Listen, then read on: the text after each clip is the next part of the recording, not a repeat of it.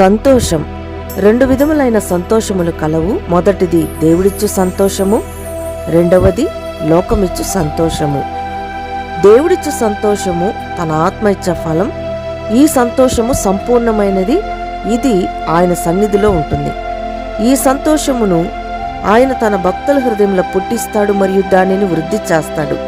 కనుక భక్తులు ఆరోగ్యంగా ఉండటానికి కారణం ఈ సంతోషమే. ఇటు సంతోషాన్ని పొందుకున్న దావీదు యొక్క విరిగిపోయిన ఎముకలు తిరిగి అతకబడ్డాయి. లోకమిచ్చే సంతోషం అపవాది యొక్క దురాత్మ ఫలం.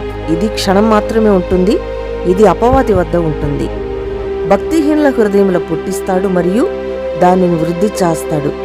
భక్తిహీనత రావడానికి, దేవుని నుంచి దూరం అవడానికి కారణం ఈ సంతోషమే.